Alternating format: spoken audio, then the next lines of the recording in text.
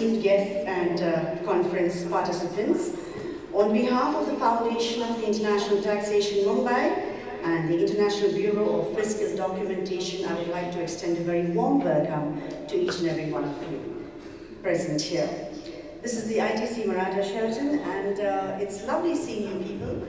Well, over the next 2 days, we are going to be getting new information, new ideas. We're going to be up for discussions, communication, interactive, as well as making new friends and acquaintances. My name is Jackie. I'm your host and compere for today and tomorrow. And without further ado, I would like to call on our special guest today, Ms. Belema Obofo-Birinforido. She's the director of the IBFT Knowledge Center, the chair, Center for Studies in African Taxation, and a member of the IBFT Executive Board.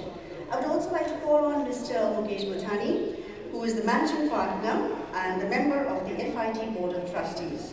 Please give them a very warm welcome, ladies and gentlemen. Put your hands together for Ms. Belema and Ms. Bhutani.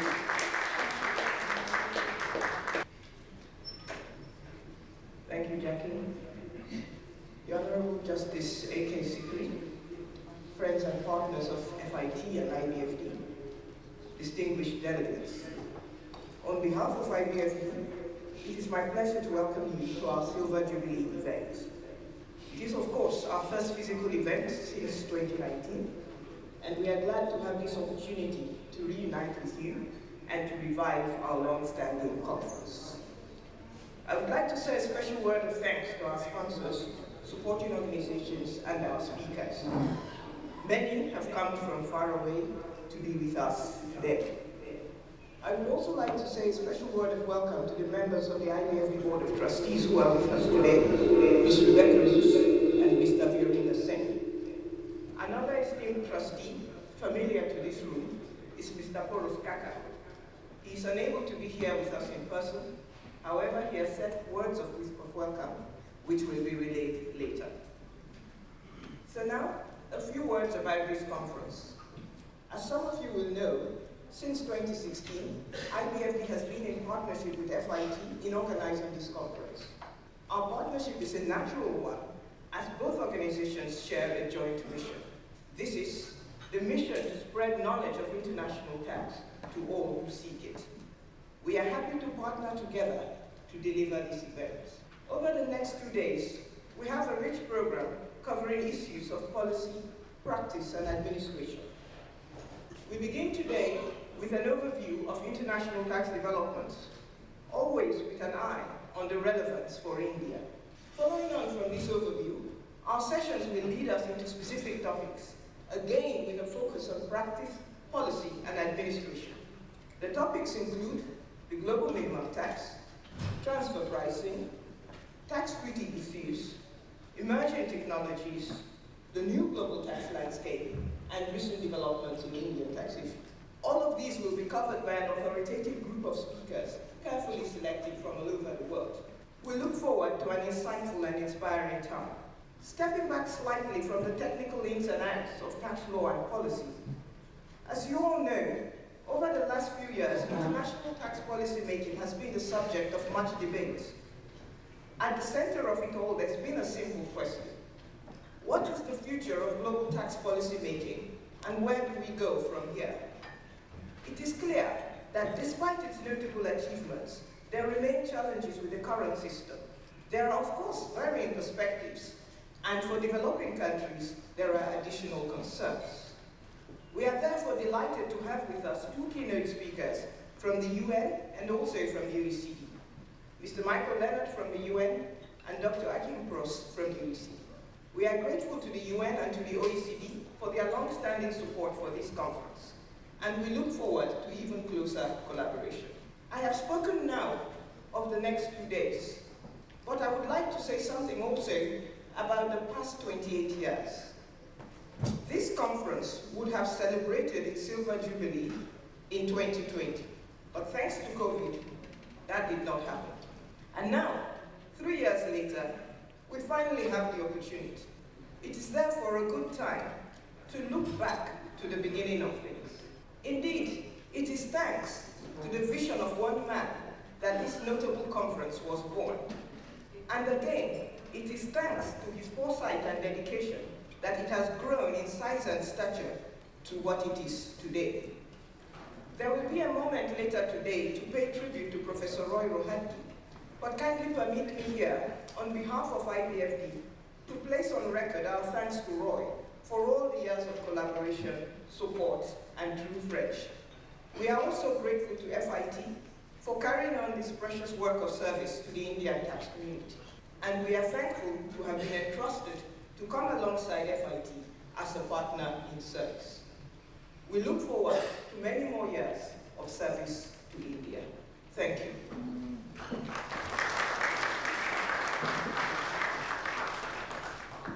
Thank you, Ms. Belema, for that innovative and information that you have given us today. I now call upon Mr. Bhutani to give us a few words. Thank you.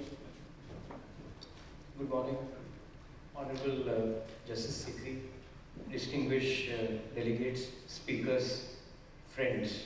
On behalf of trustees of the Foundation for International Taxation, I'm indeed pleased to welcome you all. When India handed over the G20 baton to Brazil just last week, it marked a historic first on the G20 completed mandate for 3 developing countries altogether, Indonesia, India, and Brazil, consecutively holding the G20 presidency. India's G20 presidency was a success on multiple fronts, apart from the invitation to the African nation to become a part of the G20. As an international lawyer and as someone who's seen, closely witnessed the evolution of international tax policy, both at the domestic and at the international level, we also saw in the last fortnight the historic UN vote. Why do I mention about these two incidences, which are coincidence, because when we planned the conference, we never knew that these developments will take place. I think they are going to have a profound impact on what is coming our way for the subject that we are currently debating. A warm welcome to Belema, my co-conference director, for this special Silver Jubilee ceremony. Just a little bit about the foundation. Spanning over 2.5 decades, our conference has grown from strength to strength in cementing its position as a leading forum for discussions on developments in the field of international taxation. The foundation brings together an unbiased, all-stakeholder view to debate contemporary challenges in the field of international tax as it would impact India. Just a little bit of background for those of you who haven't been associated with the foundation. The legal entity, which was an education charitable trust, was set up in 2005 with the main objective of spreading education in the science and art, and I read the objectives, in the science and art of international taxation and fiscal laws, and in particular conferences conferring fellowships, scholarships to students who are passionate about the subject. Prior to 2005, when the charitable trust was set up, Professor Rohatgi and other colleagues were organizing this under the aegis of Bombay Management Association. The economic liberalization of the 90s led to need for knowledge of both theory and practice of international tax policy. It requires knowledge of home and host countries' tax systems and practices that no longer could be based on interpretations under the domestic law, but instead based on public international law. Over the last 25 years, our conference has gained wide recognition, both for its content, quality of speaker, and more importantly, in non-partisan debate globally. The conference has seen historic participation of over 20,000 attendees with over 500 speakers spanning across 175 technical sessions. We've had the privilege of hosting eminent former Chief Justices of the Supreme Court, High Court judges serving and retired, finance secretaries, revenue secretaries, presidents, vice presidents, and members of the income tax appellate tribunals, besides our friends from the Department of Revenue. Many former IRS officials continue to participate in Foundation's events, and we hosted 50 nationalities. The impact of the Foundation has been undeniable.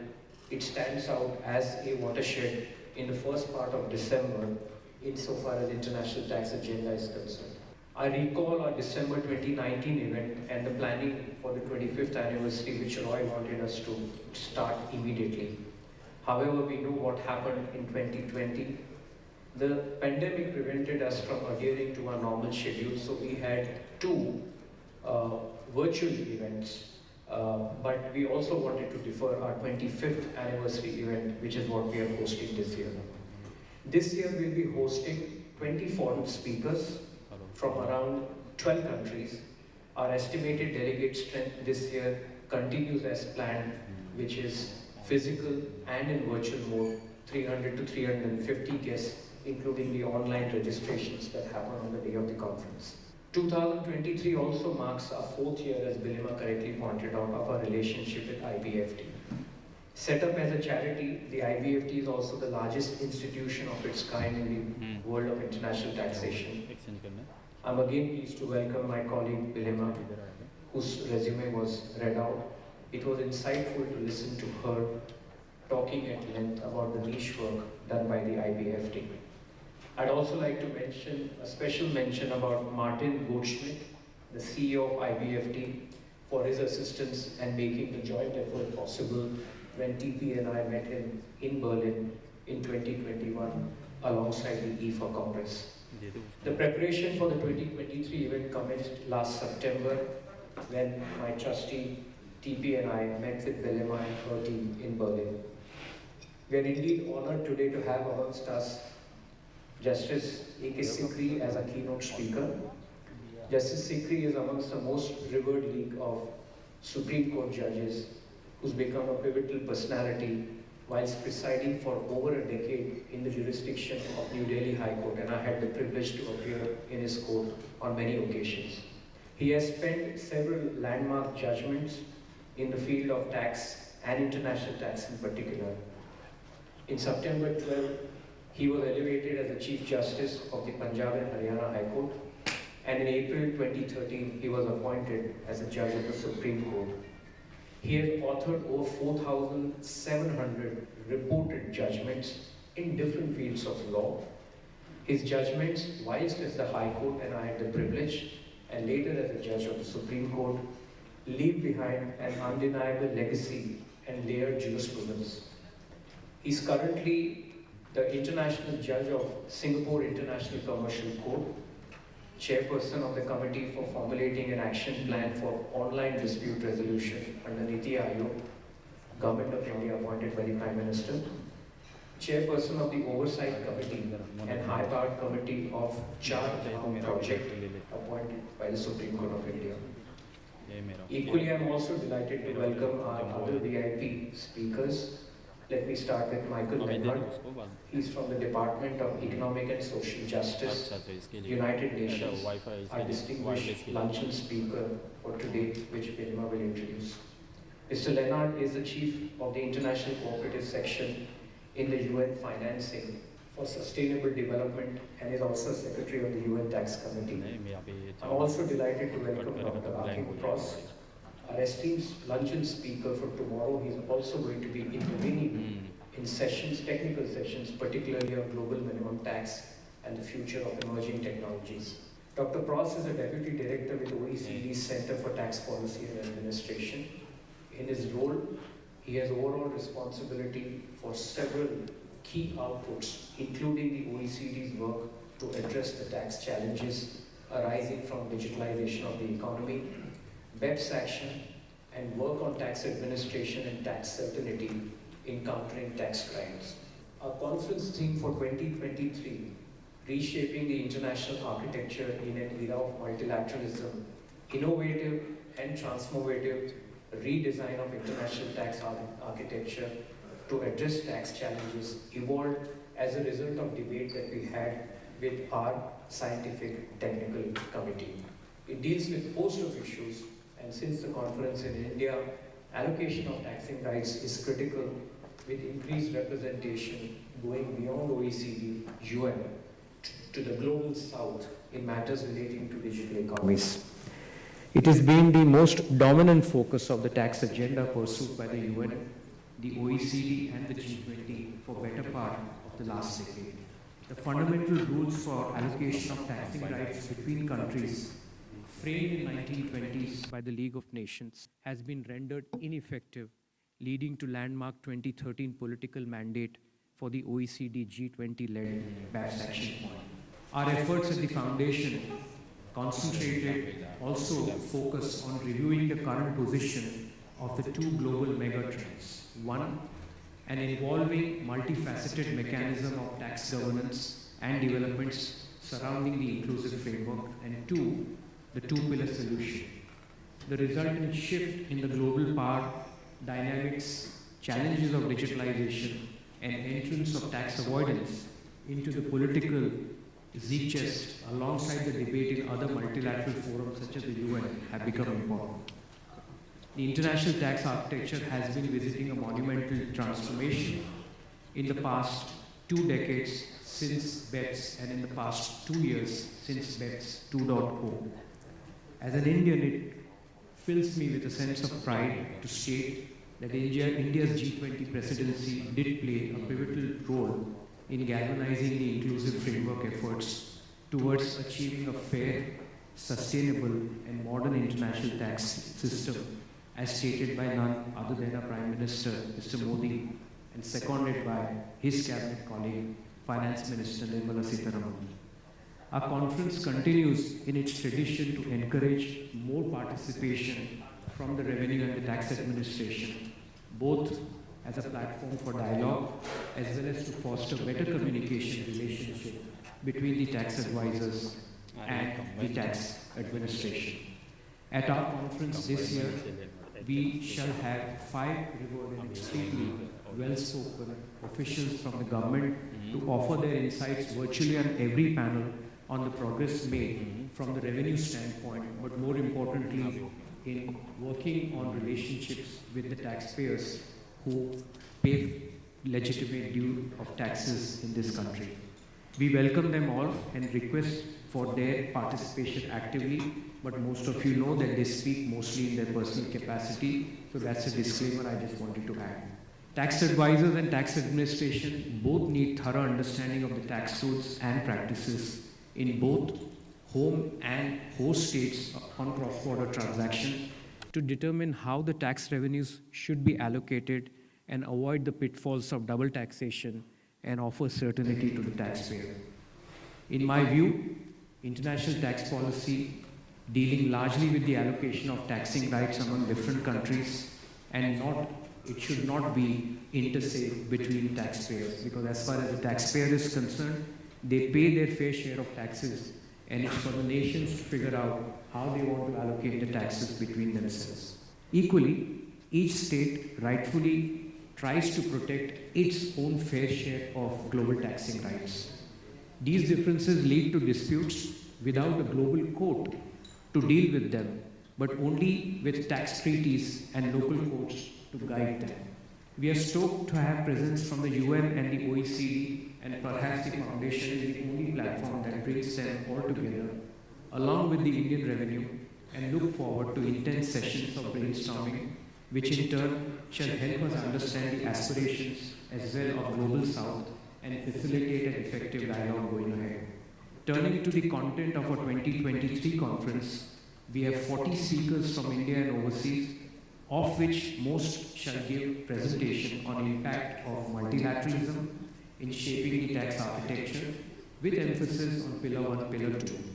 The other panel shall also discuss international issues that impact the outcome of tax policy stance in India, industry relationship, and the course to be adopted by emerging nations such as India. The morning plenary session on day 1, which will be immediately after the opening, will be led by Mr. Dinesh Kanambar and his devoted panel to understand the evolving trends in global taxation, which will set the agenda for the rest of the days. Our conference continues to grow in stature every year and is today rated amongst the most premier tax havens. This year we are experiencing an extremely positive response from our virtual participants. Our conference stands well and truly as holistic, all-stakeholder view-based conference. Moreover, our foundation as a charitable trust continues to focus solely on the pursuit of knowledge, research, fellowship, and scholarship for students. Finally, I have a couple of administrative points to make before I hand it over. In consonance with our motto to go paperless and contribute a bit towards the environment, we have uploaded all the presentation slides which remain accessible at the event. You can go through the conference webpage by clicking fitindia.live and all registered participants can access it. There are usual don'ts for the conference. Time control is very important. We are already running out of time, but I again emphasize on the importance of time. We have no scope for overruns starting the session. All sessions will start on time. I request that all of us put our mobiles on silent. Please put your visiting cards in your bag in case they are misplaced. As in the years before, we are grateful to many government officials. I start with CBDT Chairman Mr. Nitin Gupta for his support, as well as the Office of Member TPL, Ms. Pragya Saxena, Directorate of International Tax, the Foreign Tax and Tax Research Division, which houses also India's competent authority, and all members of the board for their support. We believe that it is essential for revenue officials to participate in the debate. Finally, a round of thanks to all our delegates, our speakers, our patron sponsors, Nishit Desai Associates, our gold sponsors, our sponsors who have supported this event, without whom we could not run this, EY, PwC, Dhruva and Amnico for seamlessly coordinating the sessions. I'd also like to end thanking to all my trustees, Mr. T.P. Oswal, Sunil Mohit Lala, Kuntal Dave, and Sachin Menon for their constant guidance to me. And finally, to friends of the FIT, Taxman, Bombay Chartered Accountants Society, Tax Academy of Singapore, and Tax Sutra. I wish you all an enjoyable and intellectually stimulating two-day presentation. Thank you.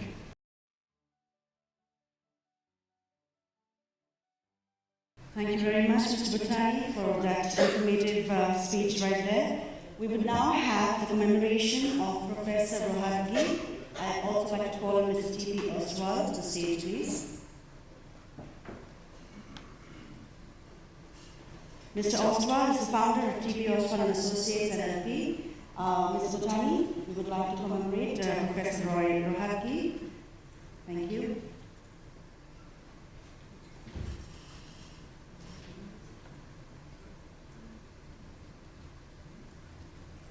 So this is going to be a little difficult.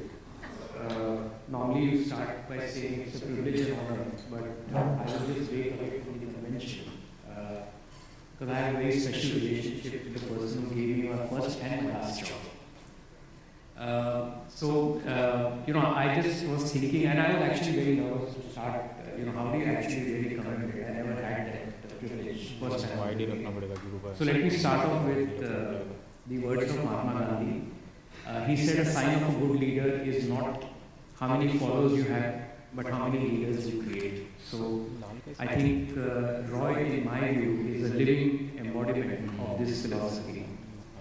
He helped shape the lives and careers of many young professionals trying to find their feet in the multifaceted and challenging field of taxation. I do remember I had applied for a job to be a management consultant, and Roy and his colleagues convinced me that tax is the right thing for me to do, without realizing that's what I will do for the rest of my life. I just needed a job at that point in time. Roy taught us the values of discipline, perseverance, and how to hone inherent yet curious mix of creativity, innovation to unleash our potential. This is an opportune time for me to doff off my hat as cricketers do when Virat Kohli comes to bat, or in legal parlance we rise as a judge enters the courtroom. This is far more meticulous effort. Roy has put in relentless planning and unwavering optimism exuded by, as most people call him, Professor Roy Rohatgi, and most of us call him Roy as friends. I just wanted to quote Shakespeare, Roy. I hark back to the bard of Avon and his closest words as he wrote, "Our doubts are traitors and cause us to miss the good we often might find by fearing an attempt." the courage to attempt to building a conference of an international standard, particularly when India was emerging from the economic reforms of 1990, one that resonates with members and stakeholders representing Indian and non-Indian multinationals, when there were few multinationals in India, bringing together academia, tax administration, judiciary, and on a micro scale, multilateral institutions. I remember when I mentioned to Roy about the need to bring OECD as a conference partner, and we debated and he said, why will OECD come for an event in Mumbai? Roy, you made it possible because of your perseverance. What started off in 1995 at a smaller room in the iconic Taj Mahal Palace at Apollo Bandar, with the support of his former Anderson colleagues and people like Mr. Kanaba, brought together a wide group of stakeholders over the years to a unified platform for discussing and analyzing the changes and optics in taxation, which has grown manifold in the past 2 decades. Similarly, in the past 2 decades, we could not have been more grateful to the humble man for his brainchild, who has nurtured so beautifully into its current form, which is the FIT agreement. I've known Roy for now 39 years. In the next few weeks, it will be 39 years, when I started my career in a Big Four firm, Arthur Andersen. He was instrumental in convincing me to move away from a sheltered family background that I came from to Delhi, whilst I was in my early 20s. And as one of my former colleagues put it rightly, he threw me at the deep end of the pool. I guess this is what helped me shape my career. After Roy relocated to London on completing his term as a managing partner, Pauline, Roy's late wife, always welcomed me and Gayatri, my wife, and we seldom missed the opportunity to have a meal in one of the best London clubs, which I must confess at that point in time were little wonders of my life as a growing up professional. This to me is a testament to his relevance across the perils of time. He's my guru, mentor, philosopher, and a guide at all times for many of us, and helped me steer the course for a Zen-like approach in all my endeavors. Right from the days at Arthur Andersen, I found a believer, an elder statesperson in Roy, and I have just mentioned this. He instilled in me the values of discipline, humility, and spirit of striving for excellence in all facets of life. His presence has entitled and illuminated many people. For a man who started his career as an audit professional and retired as one to transcend through a career in teaching international tax speaks volumes of his passion and affinity for the subject. To all his old allies, whose cultural and spiritual origins we share, Roy has always shared and lived the moniker of being a loyal friend and a colleague. He has steered conferences and public forums for the last 20-odd years, and I find it safe to say, lit up the discussion with his charm, wit, and magnetism. From Dr. Michael Lang's tax program at the University of Vienna, to the University of St. Thomas in Minnesota in the United States, to being an advisor to the Mauritius government, to his commitment to the African Tax Foundation, he has done it all. I recall mentioning to him in 2006 my dream to invite late Professor Klaus Vogel, who is considered as the father of tax treaties, and whether that would have been possible. Such was his friendship and charm and camaraderie that Roy finally managed to convince Professor Klaus Vogel to visit India, and thereafter he was the chairman emeritus for this event. The foundation has benefited immensely, and at that point in time in 2006, Roy said that we should have an annual Professor Klaus Vogel lecture. And since 2006, we had many luminaries delivering the Klaus Vogel annual lecture. Leading personalities include the current serving chairman of the Prime Minister's Economic Advisory Council, Dr. Vivek Debroy, Mr. Sumit Mitra, the former Finance Secretary, Pascal Sangaman, who delivered 2 lectures, and today we had the privilege for Justice Sikri to deliver this year's lecture. As a Kennedy would rightly agree, divided there is little we can do, far we dare not meet a powerful challenge at once. Roy, you have been instrumental in bringing like-minded professionals like us drive the conference forward. Results aside, we have so much to imbibe from this man just in terms of how to plan things, look at nitty-gritties in the slightest and to make things shine. I hope I'm able to live up to your expectation. The confidence that Roy always had in us as trustees and his colleagues as people is not simply some romantic dream or a proverb in a dusty book that we read just on the 26th of November, our day of the Constitution or the day the Constitution was adopted. It's an idea which led to our foundation and has guided our learning journey as a leading forum for education on a range of issues. Confidence in the future is critical, and it is supported by our moves, our beloved stakeholders and our families, and the very motto of this foundation. Confidence has defined our course and has served as a link between Roy's vision and what we've set out for ourselves. We've always believed in newness, dialogue, and progress. We've always had a faith that the days of our children would be better than our own, and we cannot thank God enough for that. As a token of our appreciation, and as Ian Fleming remarked while writing James Bond, none of it ever truly is enough. We have a short video presentation running which echoes views given by many of Roy's friends, colleagues, and former colleagues and current colleagues, highlighting the glorious epochs of our conference and quotes from very few people, which Roy has known, and the sheer inspiration that Roy has been to others who have impacted the annual conference. As I stated, royalty is an iceberg of bright proportion, and we are extremely happy for Roy to be our conference batter or opening batsman, as we say. Roy, we are very delighted to see you, and we'd like to present you a small memento. Since we have the UN and the OECD on the same table, may I request Michael Lenhart and Dr. Akin Cross to present you a small memento on our behalf.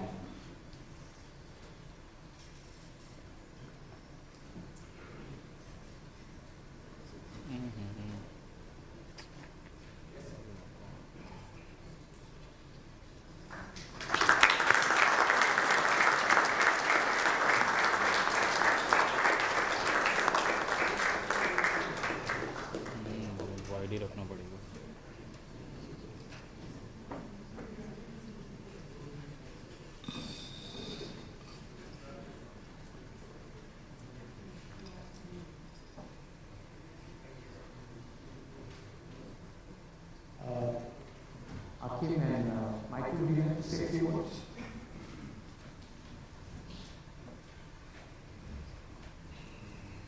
I'll be very brief, but it's hard to be brief about Roy. I first met Roy about 20 years ago when I worked at the OECD. His frank and fearless advice, which I think is the correct term, followed me to the UN Tax Committee. And sometimes I was a little bit frightened when the flag went up in front of Roy, and I hope that it might be TP speaking, because Roy would give that frank and fearless advice in the UN, and I'm really glad that he did. He would tell us if we thought we weren't serving our constituency properly, and we listened with great attention to Roy because his own life spanned the global north and the global south. He spans the academic and also the advising roles. And he has people all around the world who owe a lot to Roy. There's a little bit of Roy in the UN, everything we do, the current developments in the UN. It's people like Roy that have made a great contribution, and I thank him for that. I thank those, at the moment, it's a time when we need people who can bridge divides. We've seen the recent vote in the UN, and there are some divides, and we need to bridge those. And people like Roy have done that. The Foundation does that. The IBFD does that as well, and conferences like this, which are multi-stakeholder and multidisciplinary, do that. And so much of that we can stream back, as I say, to the influence that Roy's had around the world. So thank you from the UN, Roy. Thank you from when I was at the OECD. And we need frank, fearless people who really care about tax systems that work for the global north and for the global south. Thank you, Roy, for your lifetime achievement. Thank you.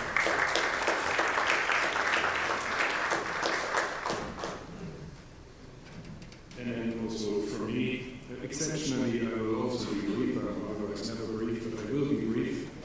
And people suggest that there may not be many things that the OECD and the UN agree on, which is of course not true. Michael Leonard and myself agree on many things, but on the thing that we also agree is on the contribution, I think, that you've made to our wider fraternity. And let's not think about divides, let's think what brings us together. And I think your lifetime achievement is a testament.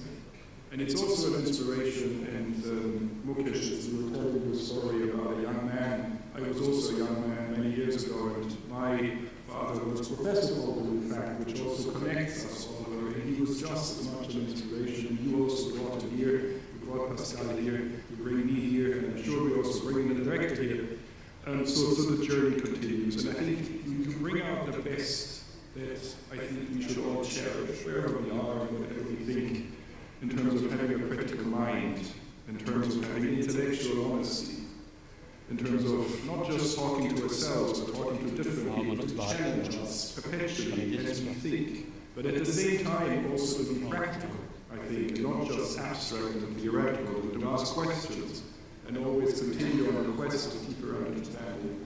And with those, I think, and I guess also with the optimism and the energy and the vision that you always had, straddling the practical, the academic, and the political, I think there's good reason for optimism. Thank you so much for your lifetime achievement.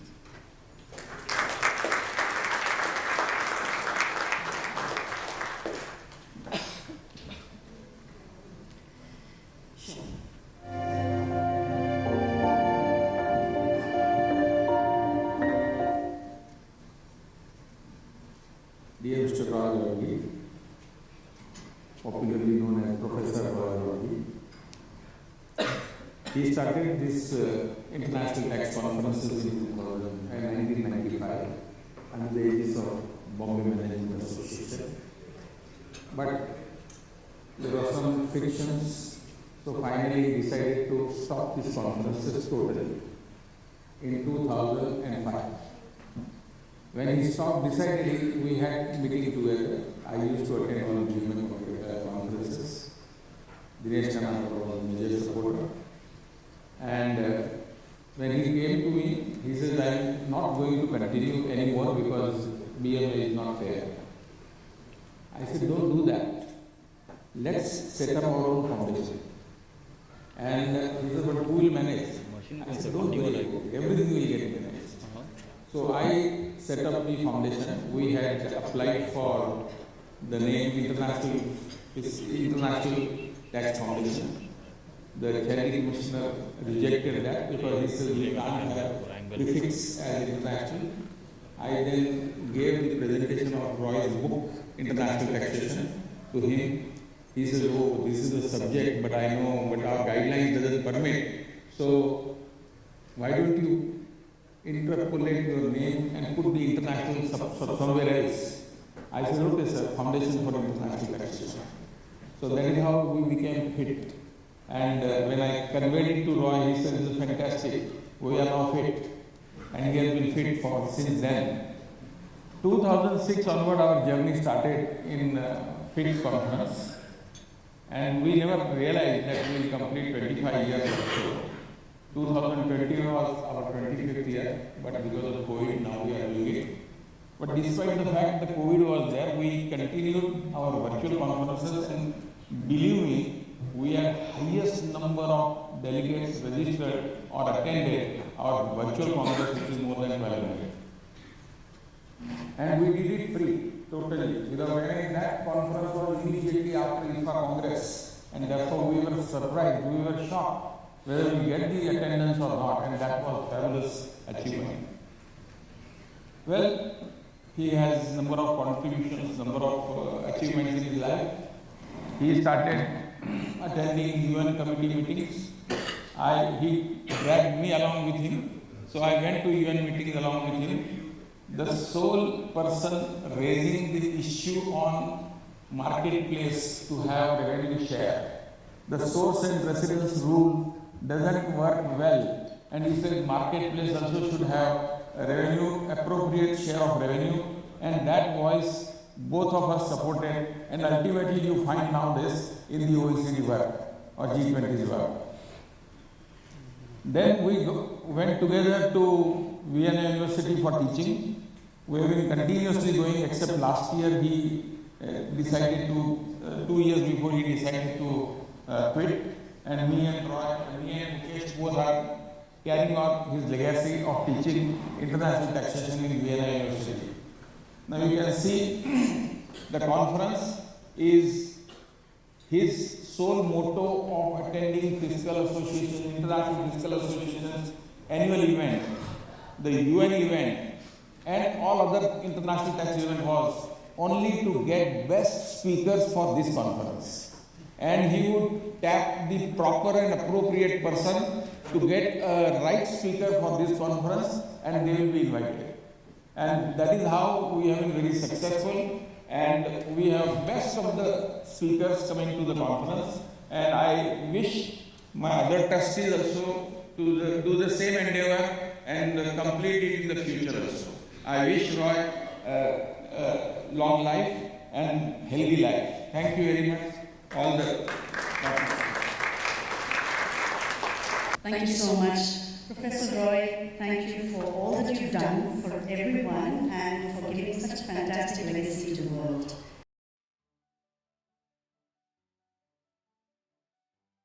Well, we have a live presentation coming to you by Mr. Porras, who is the Honorable President of the International Fiscal Association and a member of the IBFD Board of Trustees. It is my pleasure and privilege to welcome you to the annual FIT IBFT conference that is taking place today in Mumbai after a gap of many years in person. It is my personal regret that I am not able to be in person with you all and will miss out on what will undoubtedly be another exceptional international conference from Mumbai. Today there is a special commemoration of an individual that has been the backbone of this conference for over a quarter century, our dear friend, Professor Roy Rohatgi. It has been my privilege to know Roy and his dear late wife Pauline personally for many years through IFA and also through FIT. We all owe Roy a tremendous debt of gratitude for establishing the FIT IBFT conference as a recognized signature global event in the international tax calendar. I can surely say that without Roy, we would not be here today. I also congratulate Belema and Mukesh for putting together another exceptional conference program. In this conference, as in the past, you will continue to hear from global international tax leaders, policymakers, academics, government representatives from India, members of the UN Tax Committee, and leading professionals from across the globe, and also from Mumbai and the rest of India. Subjects from evolving trends in global taxation, latest developments in Indian taxation, taxation of cross-border activities, and current tax treaty disputes will keep you up to date on global treaty issues. I extend my best wishes for an enthralling 2 days of international taxation in Mumbai.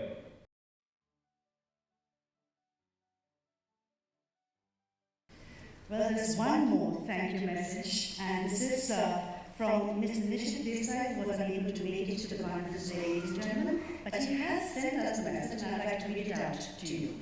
Roy happy birthday and happy 25th birthday to FIT IDFD conference. You are an institution builder. I have known Roy since mid-80s.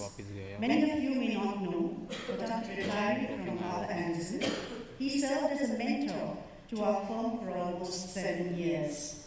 He has been instrumental in shaping our firm, which now, with his mentorship, is known as an India-centric global Indian law firm. Roy, thank you very much. That is from Ms. Nishit Desai, who is the patron of today's program. Thank you. I would like to now call on Ms. Bhutani to call Justice Sikri. Thank you. I have read out Justice Sikri's resume, so may I have the privilege to invite Justice Sikri to deliver this year's Professor Crossover lecture. Thank you.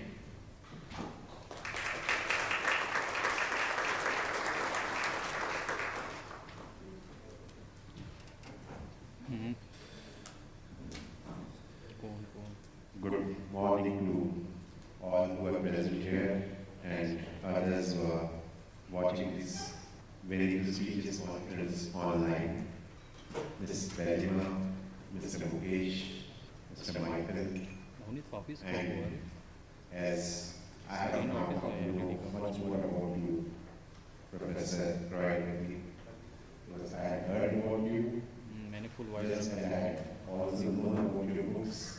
But what is said today about you, it's really a remarkable person, and this commemoration was really, it's an occasion, you really deserve it, and my congratulations to you for that.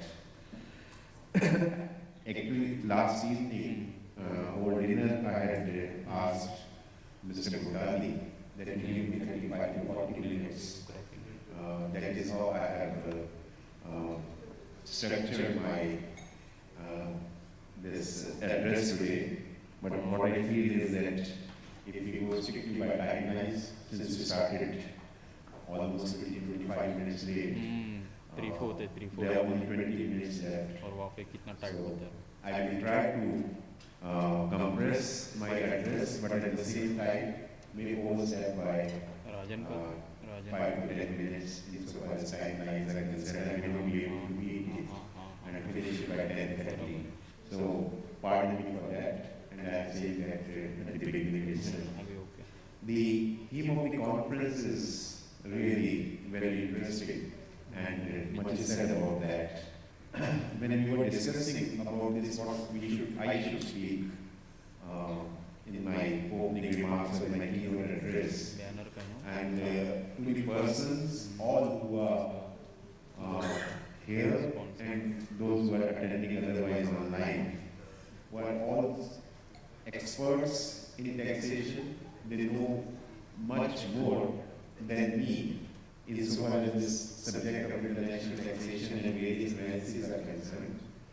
Various speakers would be speaking about it, and many sessions which cover almost all the aspects of international tax in multilateralism. So in this context, what in consideration with Mr. Mukesh decided that I would be primarily speaking on the role of Indian judiciary and what are the some of the landmark judgments and how the trajectory has been undertaken and traversed, and how the navigate the role of judiciary is. And I will touch upon one other important aspect. There are so many issues which we grapple in international taxation even today, and what would be the apart from what Mr. Mukesh has said and Mr. Nishit Desai has also indicated, and that is one word, one tax. And apart from that, what could be the other way out, and that I find in the area in arbitration and more than arbitration, in mediation. So that would be my scope of this speech today. While doing so, I would also, and before that, when I come to this, I would like to touch in brief about the guard and BEPS, and would also like to start with some jurisprudential aspects of how, in the whole process, I think it's a debate or it's a fight between the status on the one hand, which is in the form of sovereignty, which the states try to impress upon, and try to utilize that concept of sovereignty and their right to make laws and govern the taxation, even when it comes to international taxation on the one hand, and contract on the other hand. So this fight between status and contract, so I'll try to, I'll start with that. As the contract is becoming very important in multilateralism, and particularly after the globalization movement has started, to which India joined in the year 1991. The intertwine between status and contract within the world of taxation represents a dynamic and evolving landscape. These two concepts are instrumental in shaping the rules that govern human relationships and, by extension, the taxation of commercial activities. Sir Henry makes insightful assertion that the society's progress from status to contract carries profound implication for how we understand the regulation and human interactions. While May's original context referred to status in the context of customary rules, we can expand the concept to include broader social norms encompassing those arising from legislation and judicial decisions. In the context of this discussion, I'll consider status to encompass norms that originate from customary practices, legal statutes, and the jurisprudence framed by courts. In contemporary societies, May's observation finds a striking resonance, particularly when it comes to commercial relationships. Contracts, as legally binding agreements, have become an integral part of the lives of individuals and corporations. They dictate the terms of various transactions, which include selling, leasing, servicing, incorporating, merging, acquiring, and creating assets or business commercial value.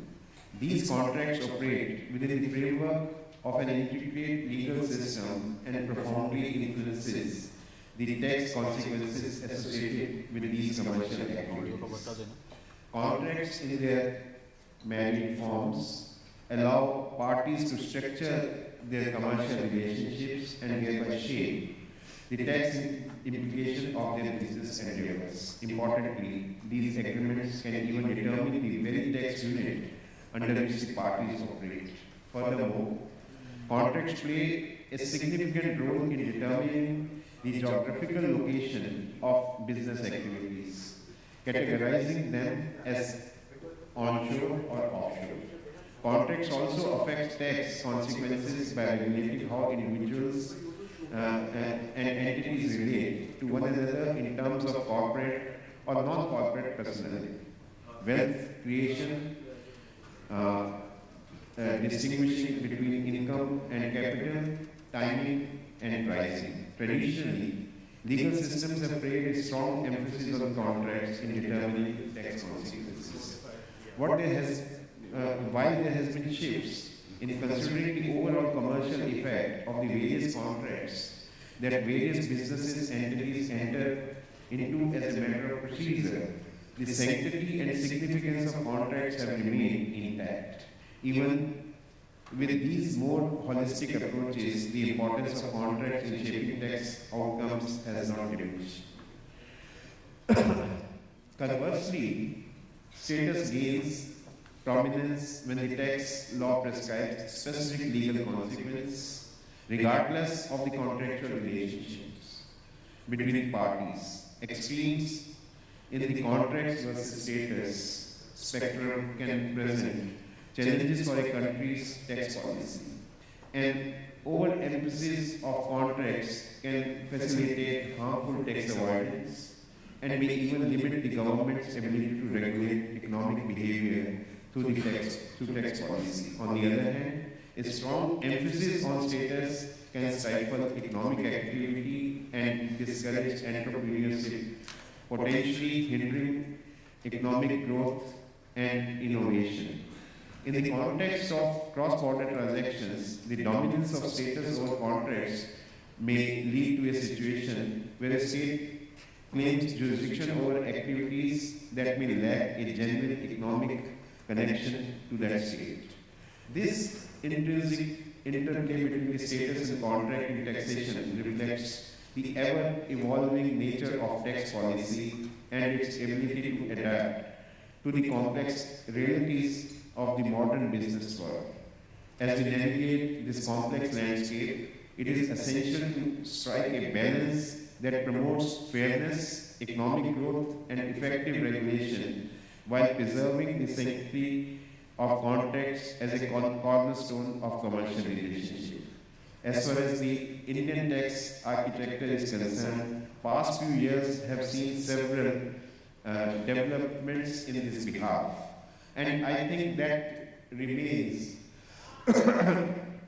according to me, the fulcrum and the foundation as to where we go. And some of the historical events which have taken place in the field of international taxation, in, the judgments of the Indian court on the one hand, and the way legislations have come. I think that's a tussle between the contracts and the status which has been growing or which has continued in this country also on the regional landscape as well as the legislative landscape. And that is what I will come to when I mention about those judgments. I think for me, in order to save some time, let me not touch upon the GAR, BEPS and BETS, etc., which I had mentioned in my speech. And I may, this is one more reason for that is that this audience, I don't need to have to say much about that. So coming from this concept of status and contract itself, and how the tax planning in India has shaped, striking a balance between the two, and how the Indian judiciary has tried to strike that balance, let me just concentrate on that. Passion is an element that should be kept outside the decision-making paradigm, and that is very well accepted thing. Balanced adjudication and determination of disputes presupposes a considerate, tolerant, and dispassionate decision maker.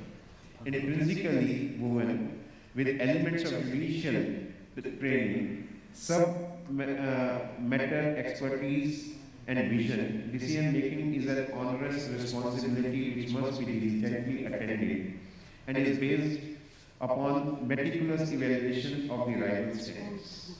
These considerations are indispensable in any legal discipline, and tax laws are no exception. The depth of inquiry is not just as the appellate level, at the appellate level, but extends right to the foundation of the adjudication and determination of tax liability. So, in this process, how Indian judiciary has behaved, or how it has shaped the international tax structure. Let me start with the judgment in McDowell and Company Limited versus Commercial Tax Officer, which is a judgment of the year 1985. That was a case decided in 1985, although sorry, it is a judgment which relates to sales tax, but the philosophy of the court which was incorporated or which was laid down in this judgment, that becomes relevant for our purposes. And in this case, the Supreme Court had grappled with a creative attempt to evade sales tax. That was the Andhra Pradesh government had come out, or Andhra Pradesh legislature had come out with the sales tax legislation which imposed a tax on companies' turnover. So on the entire turnover there would be a sales tax. The company came out with the scheme to diminish its turnover for sales tax purposes, that how to show it in the books of accounts and sales taxes so that they pay lesser sales tax. Now, it was not a case of evasion of sales tax, but how we are able to, or the company, in the wisdom of the company, how it was able to have its scheme in such a manner that the sales tax which is paid is less. The court said that this would not be allowed, and in the manner in which the legislature wanted sales tax on the entire turnover, that will have to be paid. We are not on the merits of the case, but what is more important is that in this case, the broader implication in respect of the legal approach to tax avoidance, Supreme Court conveyed that the interpretation of a taxing statute should not merely focus on whether the transaction is permissible by law, but whether it is a deliberate device to avoid tax requiring the court's approval. The shift implied that there was a level of judicial discretion to determine whether a tax avoidance measure, even if based on reasonable interpretation of tax laws, was acceptable.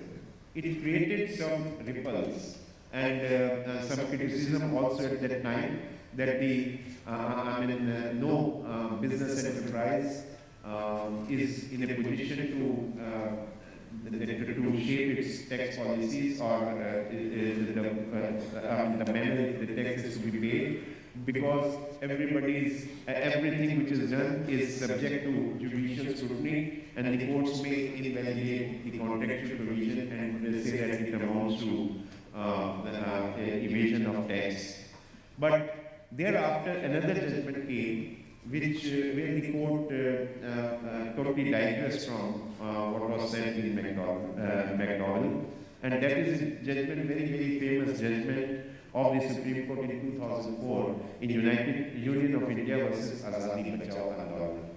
And in this case, a civil society group challenged the use of India-Mauritius Double Taxation Avoidance Agreement (ETA) as a means to reduce tax payable to Indian government. A public interest litigation was filed in Delhi High Court. Incidentally, I was a part of the bench which decided as a High Court judge at that time judgment, and we were overruled by the Supreme Court in this appeal, Union of India versus Azadi Bachao Andolon. The Supreme Court specifically rejected the approach, refused to extend McDowell approach in this case, and instead it recognized the legitimacy of tax planning that is otherwise valid in law, and emphasized the paramount importance of contractual obligations in international taxation, and that is what is relevant. This reaffirmed that taxpayers had the freedom to structure their transactions within the boundaries of the law, and highlighted the contractual intentions would not be easily overridden in the name of combating tax avoidance. So this ratio of the Supreme Court judgment in that case becomes important, and how this has played around in future and other judgments, I'll come to that. The judgment in this case made a clear distinction between domestic legislation and tax treaties. Tax treaties were viewed as products of diplomatic negotiations and commercial interactions between nations, serving broader economic and strategic purposes. As a result, the court was less inclined to scrutinize transactions involving post-box companies and treaty shopping, acknowledging the legitimate role played by the tax treaties in attracting foreign investments.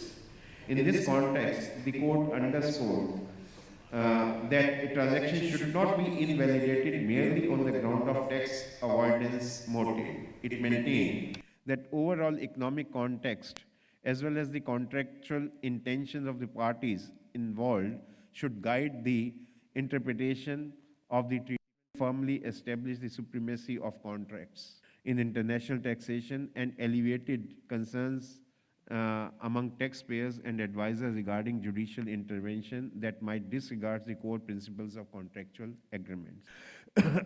This flip-flop has actually even continued thereafter, and there are some judgments on permanent establishment, how to fix that, how to determine that. I would not take much time on that. Just mentioning Formula One World Championship in the versus commercial of income tax, GE Group and NetApp cases on this PE, etc., which are there, but then they raise various other kinds of issues. And I'm for because of lesser time at my disposal, I'm avoiding that discussion. But then coming to Vodafone, which again raises an issue between the contract and the status and how we deal with this aspect. Before coming to Vodafone, I would like to like to mention the judgment of Supreme Court in Engineering Analysis Center for Excellence Private Limited, which has settled the vexed issue of characterizations of payments to non-resident vendors for import software licenses for use of resale in India, and another judgment in Nestle case, assessing officer international tax versus Nestle, which in a way carved out an exception, and it examined whether a government notification is essential to give effect to most favored nation clauses under India's tax treaties in a view of interplay between domestic law and international law under India's constitutional framework. The court answered in the affirmative. Admittedly, Nestle's Parliament's power to delegate treaty-making power to executive or the central government's power to sign treaty was not in dispute. However, textual reading of Section 90 of the Income Tax Act reveals that a notification is required to give effect to any agreement relating to the avoidance of double taxation. The MFN clauses inserted by way of protocols seek to alter or vary the way in which income shall be taxed under the Income Tax Act. Assimilating these cases into the domestic tax law without notification will fly in the face of Section 90 of the Income Tax Act. That is what the Supreme Court ruled, and to that extent, so carving out an exception to the engineering analysis case, going by the strict letter of law. Now, let me devote some time on Vodafone, which is relevant in the context. I need not go into the facts of that case in detail. The crucial point that the Supreme Court had to determine revolved around how the status of shares was determined under the Indian tax law. According to the existing position of law, shares were classified as capital assets, and the shares of Indian companies were considered situated in India, while shares of companies incorporated outside non-resident companies were regarded as situated outside India. This differentiation had far-reaching implications, particularly for non-resident companies wishing to transfer their shares to other non-resident companies. These were the peculiar facts that it was from one non-resident company to other non-resident company, and the question was whether tax is payable in India or not. And the Supreme Court decided that no, in this entire scheme of the fact, that the Indian contract, provisions under the Tax Act had not triggered. The legal complexities of Vodafone case stem from the fact that Indian tax authorities did not consider the assets held by non-resident companies when determining the location of shares. Even the assets of non-resident company consisted solely of shares in Indian companies, Section 9 did not naturally consider the transfer of these non-resident company shares as falling within the jurisdiction of tax authorities. So this was the interpretation gap which became crux of Vodafone dispute. As I said, that the Supreme Court decided that the tax was not payable in this entire scheme of the Act. But what happens thereafter and what becomes important is that after this judgment, the Supreme Court Indian Parliament passed the law with retrospective effect and taxing this very transaction only, which was which was held to be not taxable by the Indian Supreme Court. And since there was bilateral investment treaties between India and Netherlands, now the dispute goes to permanent court of arbitration. And the permanent arbitration, the court of arbitration, invoking fair and equitable standards, said that such retrospective legislation amounts to breaching the fair and equitable standards. Now this is somewhat tussle between the sovereignty of a nation on the one hand when the law is passed and permanent court of arbitration or the arbitral tribunal, while interpreting the bilateral investment treaty, comes to a conclusion that such a legislation is in breach and therefore the tax is not payable. Of course, it has ultimately resulted in very recently the court, the parliament passing the law and undoing the earlier provision of this retrospective taxation, which happened in this case and Cairns case also. This now flip-flop which goes on, and the issues would keep arising in respect of the contracts on the one hand and the sovereignty of the nation, asserting that sovereignty by the states and coming out with legislations which may, to the international community, may feel to be, may appear to be unfair, etc. But then the states, and it is not in India, but in other countries also, states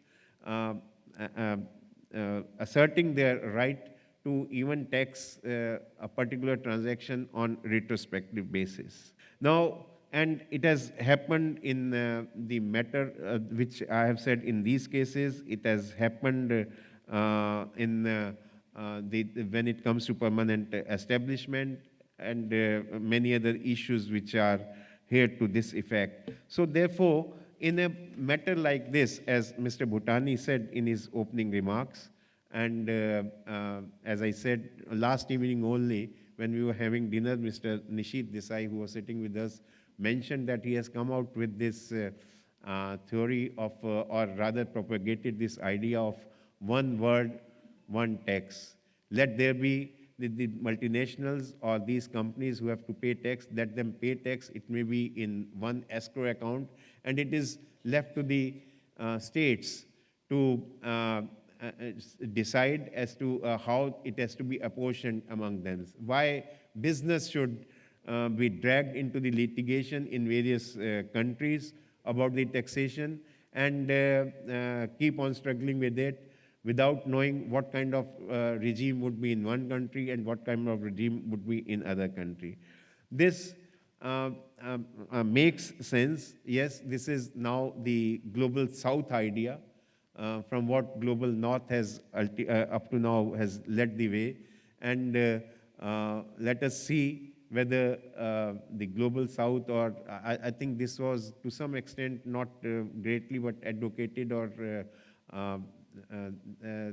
hinted at in G20 summit as well. So where we go from here. But in this whole process, I would say, and if you have seen in Vodafone also, Cairns case also, and in White Industries case, where again, although that was also a matter of arbitration arising under BIT, where there was an arbitration award, but the White Industries Australian company had gone to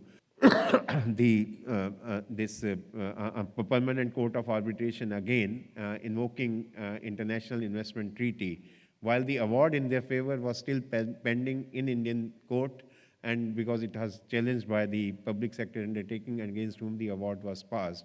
And they again said that most favored nation clause in the BIT had been violated, and white industry was entitled to the amount. But ultimately, the government paid. All these cases, if I may say, which have resulted ultimately in settlement, not in the sense that in the traditional sense of mediation, but negotiations between the parties and wisdom prevailing on the government that the government should try to settle these international disputes like this. So in this whole process, mediation becomes very, very important, and it has to be it should be given a chance. Mediation is becoming very successful in other international commercial arbitration, etc. We have now Singapore Treaty on this. And interesting thing is, and likewise, as I said, in white industry case and even in Vodafone case, ultimately the matter, although these are tax issues, but they were settled through arbitration, one way or the other. So, but then these again raise some vexed issues, including like in India, tax disputes are not arbitrable. So we had under the Indian Arbitration and Conciliation Act 1996, what are the disputes arbitrable, what are not. Booz Allen judgment was given by the Supreme Court in 2010 or 2011, where they said that some of the disputes which are not arbitrable, and among them were tax disputes also. But then I think when we are in the era of globalization, when the economic world is shrinking, when the boundaries are shrinking, and particularly after digitalization of business and activities, where everything is online and it is very difficult to fix a particular place. Here, settling the matter through arbitrations and through this mediation may help to a great extent. And so, as I said, that I had really written a lot, but I have tried to summarize my address in the whole process. But I like to finish with what Justice Cleon L. Hurex Jube had observed famously, that in this polyphonic word, it is important to acknowledge the value of all potential source of new melodies. So arbitration and mediation, even in the field of the taxation, particularly resolving international tax disputes, may become new melodies, and let us try to explore these. Thank you very much.